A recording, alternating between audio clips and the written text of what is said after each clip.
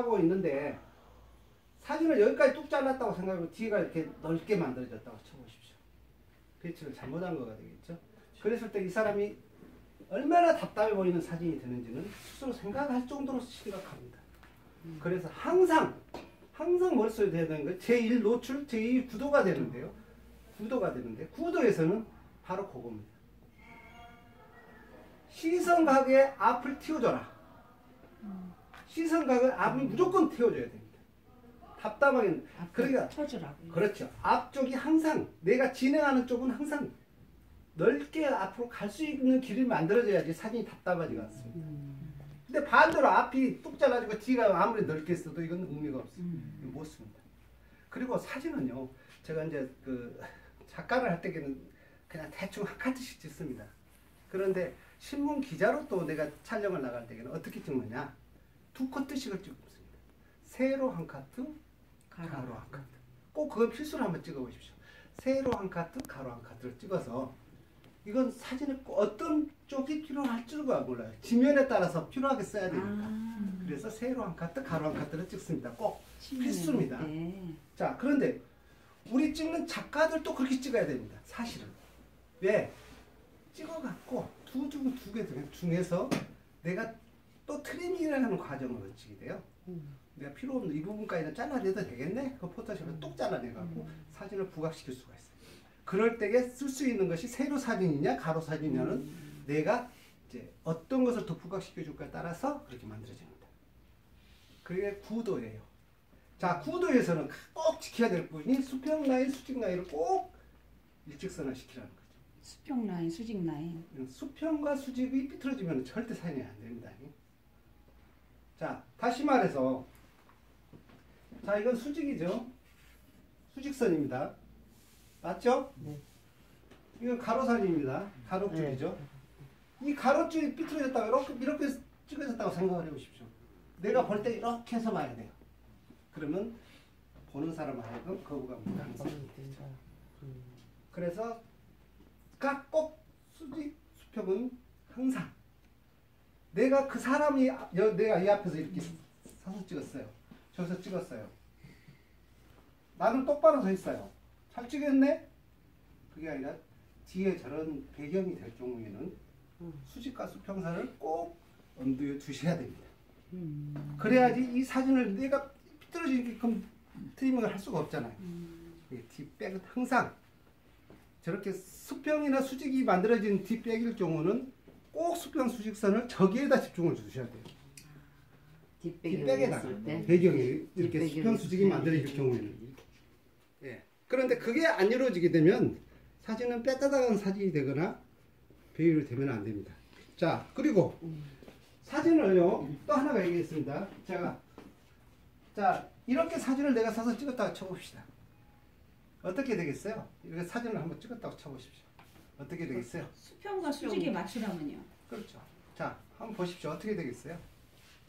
수평이 안 맞는 거죠. 수직이요. 어디서 선생님, 그럴 수직이 경우는 저 앞에서 이렇게 찍으셨다고 찍었다고. 저기 세로에 맞춰야 되겠죠? 그렇죠. 네. 자, 당연히 그 가로면 이상할 것 같아. 그렇죠. 네. 세로에다 일단 수직을 맞췄어요. 네, 그렇죠. 그걸 원을 잘라버리면 됩니다. 네. 밑으로. 자, 여기에서 문제점은 또 하나 있어요. 어떻게 찍어야 될까요? 가로와 세로 사이를 두 카트를 찍으라고 했잖아요. 저기 지금 사진을 찍고 있는데 한번 보세요. 자, 여기서 한번 보십시다. 제가 이렇게 사진을 찍었다고 쳐보십시오. 어떻게 나올까요? 머리에 이게 수직선이 나오면 안 되죠. 그렇죠. 또 그리고 이 사진을 이렇게 찍었다고 쳐보십시오. 어떻게 나올까요? 자, 이렇게 나오게 되면 세로 사진을 찍을 때에는 이 선을 죽이는 겁니다.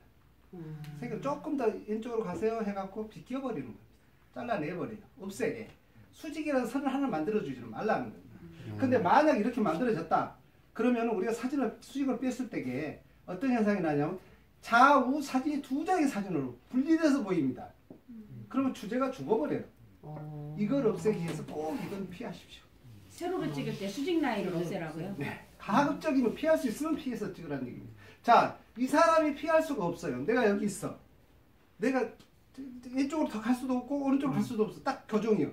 뒤에 뼈가 이렇게 돼 있어. 그러면 어떻게 해서 피해야 될까요? 여기에서. 아웃소싱에서 달려야지 뒤로. 그나마 하나하나의 방법이 되겠네요. 또 아예 안 나오게 찍어야 되나요? 안 나오게 찍어야지만이 피사체가 산다니까요. 네, 안 주제가 나오게 산다. 찍고 잘라내야 되겠네요. 예. 자, 그렇게 안 나오게 찍으려면 어떻게 찍어야 될까요? 크게 좀 더 크게 찍어서 자, 뇌가 지금 못 움직여요. 움직일 수 있는 피사체가 아니에요. 선은 있어요. 어떻게 해야지 이걸 피해서 찍을 수 뒤를 있을까요? 흐리게. 허리게 흐리게 하는 방법이 하나가 있고요. 또요. 저속으로 해서. 또. 찍어서 잘라버려. 네. 근데 저속에서 또 얘기가 나오니까 거기서 잠깐 짚고 넘어갈게요. 저속 타임은요. 피사체가 조금이라도 움직이면 화면이 그래야지 흔들려 보입니다. 그런 단점이 있어요. 그래서 삼각대를 꼭 필수로 하셔야 되고 또 움직이는 피사체는 안 됩니다. 저속 타임은. 같이 이렇게 이중상, 고스트상이라고 해갖고 또 상이 또 맺힙니다. 그래서 안 되니까 항상 저속 타임을 쓰는 것은 삼각대를 받치고 피사체가 움직이지 않는 피사체를 찍을 때에만 그때만 쓰는 겁니다. 저속 타임. 고속 타임을 찍을수록에 눈 감는 확률도 적어지고 사람인 경우에는 고속으로 했을 때. 네, 고속은 그래서 표준을 보통 125 타임으로 잡는 겁니다.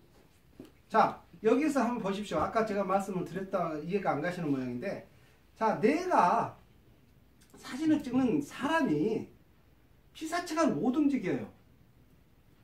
피사체가 움직일 수가 없어. 근데 저것은 눈에 거북스러워. 이거 없앴으면 좋겠어. 할 때에는 찍는 사람이 위치를 바꿉니다. 그걸 꼭 머릿속에 생각을 하셔야 돼요. 내가 바꾸면 이게 없어진다. 내가 위치를 바꾸면. 지금 상태 이런 상태가 되면은 이쪽으로 나오죠. 저쪽에서 이렇게 찍게 되면 잘려버리죠. 싹 없어져요. 내가 조금만 방향만 약간 바꿔도 없어집니다. 꼭 그것은 머릿속에 두셔야 됩니다. 그러니까 있는 걸 그대로 찍으려고 하는데 사람들 그걸 대부분 내가 없으니까. 움직이는 걸 잘 못 생각을 해요. 내가 움직여버리면 이게 없어집니다. 한번 해보십시오. 바위에 사람이 딱 올라가서는 꼼짝을 못하니까 내가 옆에서 찍어야 된다 이게. 그렇죠. 그렇지. 피해서 찍는 거죠. 그 각을 우리 바뀌어. 카메라만 보는데 내가 움직인다는 생각은 안 했지. 그렇죠. 그렇지. 바로 그겁니다. 그런 맹점들을 이 작가들은 아셔야 돼요. 자, 그리고 사람에 따라서 키가 적으신 분들 있잖아요. 네. 적으신 분들 다리 적게 잘라서 찍으면 어떻게 될까요? 손질하지. 더 잘라보지. 저쪽에 보이면 저쪽에 기분 보이니까. 나쁘죠? 응. 자, 이 사람이 다리를 길게 길게 찍어주고 싶어요. 그러면 그 사람이 되게 기분 좋아해요. 아래서. 아래서 어떻게? 아래서. 위로. 그게 노우 앵글입니다. 노에. 로우앵글. 네, 뭐라고 노우 이름이? 노에. 노우 앵글. 낮은 앵글. 로우. 노에. 네. 노우 앵글이고 밑에서. 노우 앵글이. 네, 노우 앵글. LOW인가? 자, 그리고 답이 없네. 그 반대가 있어요. 그래서 오늘 제가 짧은 시간에 중요한 역할을 다 해드리는 거예요. 하에서 아래로 찍으면 어떻게 될까요? 짧게 보이죠. 짜부돼요. 그 대신 머리는 커 보여요. 상체가 커 보여요. 가무수처럼. 그렇죠. 자, 우리가 생각하는 이거하고 똑같습니다. 내가 척기를 앞에 서서 척기를 딱 봤을 때 척기를 쭉 가늘어지는 거 아시죠? 네, 네. 맞아요. 그것도 온공감하고 똑같습니다. 온공감. 예. 그거와 똑같은 이치라고 생각하시면 됩니다. 그렇다고 해서 내가 엎드려서 뭐 치마 밑으로 내려가서 찍어서는 절대 안 되는 얘기고 일단 그 정도로 아래쪽에서 노앵글로 그렇다고 내 눈높이에서 아래쪽에서. 약간 이쪽으로 본다. 그 정도로 찍어주시고 자 사진을 내가 찍고자 하는 부분이 어느 것이냐에 따라서 또 이제 이 사진 카메라 앵글이 틀려집니다. 위에서 내가 이게 여러 가지가 이렇게 돼 있는데 위에서 이렇게 찍고 이렇게 보여줘야 될 사진 같은 경우는 위에서 노우 앵글을 찍습니다. 위에서 그러면 조감도 같은 사진이 나와요. 조감도 아시죠? 조감도 같은 조감도 같은 그런 사진을 나올 때는 위에서 아래로 찍습니다. 이거는요? 식당에서 음식 나오면. 그렇죠. 대부분 그렇게 찍죠. 그게 조감도 사진이에요, 사실. 그런데 이걸 이렇게 찍으면요. 아까 식당에서 얘기하신 대로 식당에서 음식을 찍으면 위에서 찍으면 밋밋하게 맛없게 나와요. 절대 그 맛없게 나옵니다. 약간 내가 이 위에서 약간만 내려서 이렇게 찍게 되면 김이 모락모락 나는 것까지를 전체 표현해서 굉장히 맛있게 보여요. 그럼 입체감도 생깁니다. 속에 국물까지도 살아 보여요.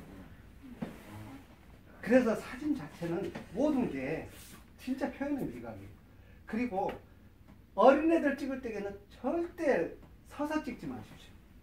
내가 편안하게 사진 찍으려면 찍지 마세요. 어린이 시선하고 똑같은 안전자세 취해서 똑같이 정면에서 찍었어요. 그래야 걔가 예쁘게 나오고 걔가 부하. 근데 대부분 엄마들이 야 거기 있어 어디 가니 여기 봐. 이건 아니다. 그건 우리가 이걸 몰랐을 때 얘기고 저를 만났으니까 그건 절대 앞으로 하지 마십시오. 내가 그의 눈높이에 서서 야 이쁘네 여기 좀 볼까 해서 이렇게 찍어주시라. 근데 선생님 이거 사진 무슨 스마트폰이나 이런 카메라 찍을 때 옛날에 어느 그 유명한 사람이 그러는데 잠깐 셔터 누를 때만 해도 숨을 잠깐 멈추라는 그 말 맞아요? 네, 맞습니다. 아. 왜 그러냐면 카메라는요 우리 눈하고 틀리다고 그랬죠. 네. 이게 움직이는 대로 이게 잔상이 나와요. 그러니까 고시도상이 생겨요. 그래서 제가 찍을 때에 저 같은 제 노하우로 얘기를 든다고 하면 이래요. 자 찍습니다. 여기 보세요. 하나 둘에 찍어요. 아, 둘에 찍어요? 네, 둘에 찍는데 이유가 있어요. 둘하고 셋을 찍어줍니다. 셋을 내가 꼭 불러줘요. 자 지금부터 찍겠습니다. 그러면 사람이 가만히 있다가도 자 하나 둘 하면은 그때까지 표정이 그대로 있어요. 셋하면 순간 굳어버려요. 둘이 더 자연스럽다는 얘기예요? 그렇죠. 그게 하나 하면은 이제 흐트러진 모습에서 약간 정지적으로 가져요. 사람 심리가. 근데 둘에서는 내가 찍은 타임이 투 타임입니다. 저는 항상 그렇게 찍어요. 세 번째 타임에 셋 할 때에는 이미 둘 하고 나면은 벌써 표정이 셋 나올 것을 알기 때문에 굳어 있어요. 둘 전에 둘 하면서 찍어버려요. 셋 눈 감는 사람. 네. 셋은 그러면 자 여기서 또 하나의 또 노하우를 말씀드리다 보면 내가 사진을 찍고자 하는데 이 사진을 찍고자 하는데 자 피사체가요 여러 사람이 있어요. 그러면 내 말 듣는 사람이 있고 안 듣는 사람이 있어요. 그러면 제일 안 듣는 사람만 표정을 잡습니다. 안 듣는 사람. 그리고 다른 사람들은 이미 자 여기 보세요 하는 순간에 다 포즈가 잡혀 있어요. 근데 말 안 듣는 사람이 하나씩은 꼭 있거든요. 그럼 그 사람한테 시선을 딱 맞춰줘요. 어떻게 맞춰주냐? 몇 번째 손님 여기 전 보세요. 그럼 자기도 모르는 사람인데 자기를 부르니까 쳐다볼 거 아니에요. 딱 무슨 색깔 옷 입은 사람 여기 보세요. 그럼 보는 순간 딱 찍어버리면 나머지는 다 봤습니다. 그리고 어린애들이 섞여 있을 때에는 어린애들만 봅니다. 어른들은 자 지금서부터 어린애들 여기 많으니까 어린애들만 보고 찍겠습니다. 어르신들 눈 감지 마세요. 자 그리고 하나 둘 셋에서 찍겠습니다 해놓고 제가 자 어린애들 덜덜덜덜 하면 애들도 이걸 쳐다보게 돼 있어요. 아니면 깍꿍 한다든지 이제 순간 이렇게 애들 집중을 시켜놓고 걔가 눈을 여기 쳐다보는 순간에 찍습니다. 하나 둘까지 셀 필요 없어요. 그건 세는 건 촌스러운 거예요. 그건 숫자에 불과해요. 그냥 말 그대로 저는 찍고 나서 하나 둘 셋 찍어주기는 알려주기는 합니다. 일부러 장난 삼아. 그래요? 예, 근데 사실은 여기를 보십시오. 어른들은 자 애들 위주로 애들 표정 나오면 찍겠습니다 했기 때문에 어른들은 딱 표정을 잡고 있어요. 그럼 애들 표정만 딱 나올 때게 자 여기 봐 하면 이걸 쳐다보게 돼. 그 순간에 딱 찍어버리면 하나 둘 셋 필요도 없죠. 그런데도 그냥 재미가 없으니까 찍었어요. 한번 찍었는지 안 찍었는지 모르니까 하나 둘 셋 찍고 나서 하나 둘 셋 해주는 아무 의미 없어요. 저는 그런 시장에서는 왜 한복 입은 사람 다 앞으로 빼는 거예요? 그 이유가 있어요. 사진에서 보면 구도라는 게 나오는데요. 한복은 딱 입는 순간에 삼각구도입니다. 그렇죠? 우리 한번 생각해 보시죠. 바지하고 한복하고 차이점은 뭡니까? 이렇게 걸어갈 때부터 이미 각은 잡아져 있어요. 그렇죠? 이 각이 잡아져 있다는 것은 삼각구도가 이미 잡혀 있다는 얘기입니다. 우리 눈에 가장 편안한 각이 삼각이에요. 피라미드처럼 삼각. 그래서 가족 사진도 보면 대부분 삼각구도로 찍어요. 안 치고 세고. 그 이유가 우리가 편안한 각을 찾기 위해서 삼각구도를 씁니다. 자 그리고 한복 입으신 분들 왜 앞으로 하느냐 밑으로 하냐. 밑에가 색깔이 벌써 이미 잔잔하게 깔려서 이뻐요 색깔이. 그럼 나머지 사람들은 다 가려버리잖아요. 그럼 한복의 아름다움이 가려져 버렸단 말이죠. 뒤쪽으로 갔을 때는 의미가 없어요. 한복 입을 때는 그래도 뽐내고 싶어서 그 비싼 드라이클리닝에서 입고 오는데 그걸 없앨 수는 없잖아요. 그래서 먼저 앞에다가 세워주고 한복으로 색깔 밑을 쫙 해서 배경을 만들어 놓고 그 다음에 인물 위주로 배치를 합니다. 그런데 거기에서 또 우리가 한 가지 또 봐야 될 게 뭐냐면 키순 그리고 얼굴 큰 순. 얼굴 큰 사람 뒤로 보내요. 여자나 남자나. 이제 한복을 제외한 조건입니다. 사람들 그래. 자 여자들은요 여자는 두 가지 방식이 있습니다. 먼저 부탁은 이제 말을 물어봐요. 어떻게 찍어드릴까요? 사이드 예쁘게요. 뽑았어요. 그래요? 뭐 어떤 사람은 자기 얼굴 갸름하게 나오기를 바라는 사람이 있고 어떤 사람은 삐짝 마른 사람은 좀 부엌에 나왔으면 좋겠다. 마음 모두 그렇게 얘기를 해요. 그것은 사진의 포인트입니다. 내가 그걸 살려줘야 돼. 그러니까 난 사진 찍지만 난 찍어도 사진 그렇게 안 나와. 옷이 아주 중요하다니까 그래서. 안 나온다는 것은 내가 훌륭한 작가하고 사진을 안 찍혀봤다는 거예요. 지금 저하고 교육을 받으신 저하고 얘기를 했던 교육이라고 꼭 할 것도 없지만 지금 이런 강의를 받으신 분들을 만나서 사진을 찍혀보면 그 사람 야 사진 잘 나왔네. 나도 이렇게 이뻤나? 아 잘 나왔네 하고 끝내겠지만 그 다음 집에 가서 또 봐요. 아, 이런 팀 내가 얼굴이 이뻤나? 이쁜 각을 찾아줘야 돼. 그러면 인물에서 보십시오. 우리 장로님이라고 그러셨죠? 자, 장로님 맞나요? 맞아요? 아니요. 원래 오늘 저 처음 봬요. 아 근데 아까 한 분이 그러신 네, 거예요. 맞습니다. 맞죠? 장로님이시죠?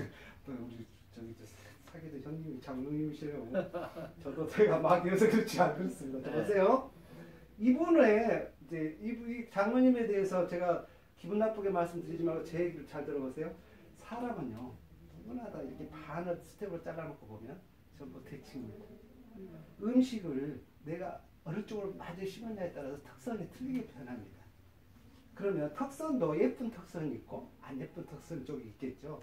그걸 빨리 찾아야 돼요. 그리고 그 사람의 단점, 어느 쪽이 약한가. 쉽게 말해서 한쪽이 눈이 좀 적어. 그러면 큰 쪽으로 부각을 시켜줘야 되겠죠. 그런 것들을 빨리 찾고 이걸 한 사람은 참 이쪽에 눈썹이 이쪽은 예쁜데 이쪽이 잘못 그려졌어. 이쪽을 찍으면 안 돼요. 잘 나온 쪽으로, 이쁜 쪽으로. 그리고 사진을요. 이 사람이 지금 두 분을 제가 비교해서 기분 나쁘게 듣지만 이게 교육입니다. 이분은 갸름해요. 저분은 조금 얼굴이 이렇게 넓어 보이잖아요. 이 부분을 부각시켜서 사진을 가늘하게 예쁘게 찍는 방법이 뒤로 뭐예요? 가서 찍으면 되죠, 그렇죠? 아, 그렇죠. 자, 뒤로 가서 찍는 거 찍으면 사진이 적게 나올 뿐입니다. 사진은 적게 나와요. 사진이 적게 나온 거하고 갸름하게 나온 거하고 틀린 겁니다. 잘 들어주세요. 근데 선생님 저기라던데요.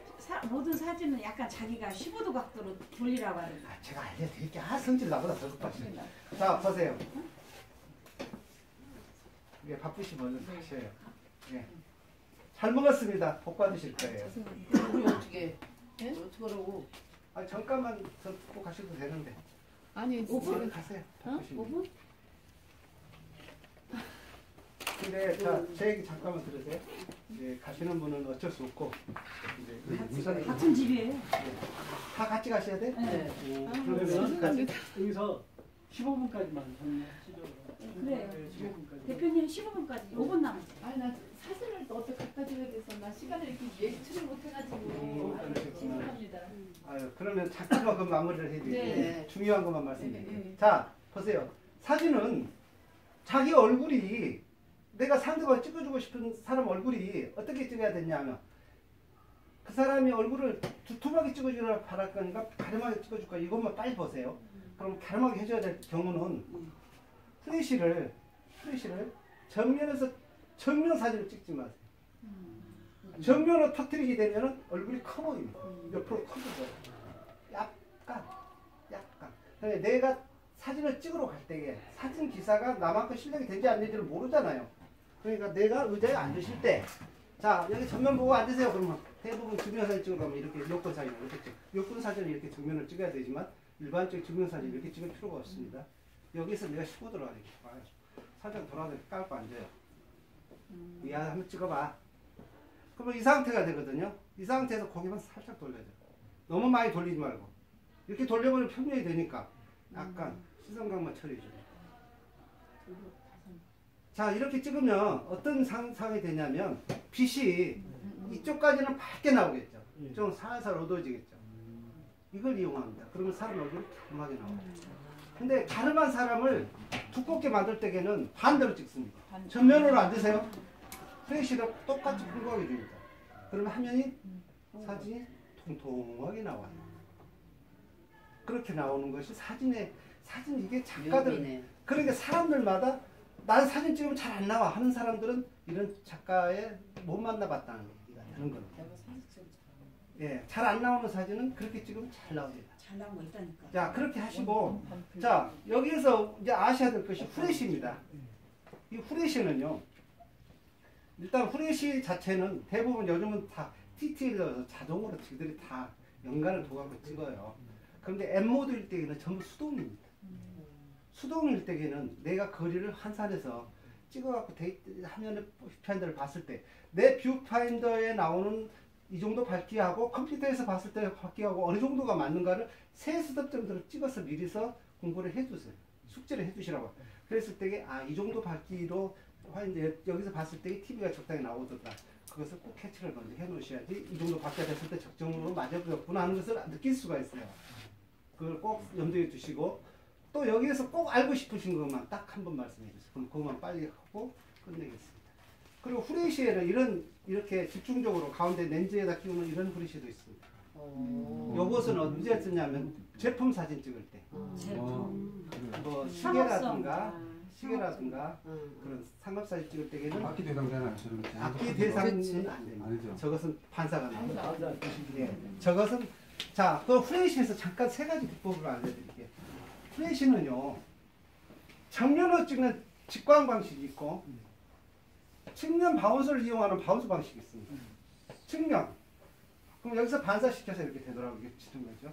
그리고 하늘에서 천장 바운스가 있어요. 장단점은 다 있습니다. 측면 바운스는 우리가 이 얼굴을 다름하게 찍기가 좋아요. 천장이요? 측면. 네. 좌측이나 우측에 측면 바운스를 칠 경우에는 그게 카메라를 이렇게 돌린다는 얘기가 되겠죠? 이렇게 돌린다는 얘기가 되겠죠? 자, 그리고 천장 바운스를 쳤을 때에는 사람이 굉장히 그림자가 없이 깨끗하게 뺄 수가 있어요. 그런데 노출 계산은 잘 하셔야 됩니다. 이런 것들이 있고 또 이 후레쉬 같은 경우는 카메라마다 좀 틀리긴 한데요. 이런 카메라 같은 경우는 제가 세팅을 그렇게 맞춰놨기 때문에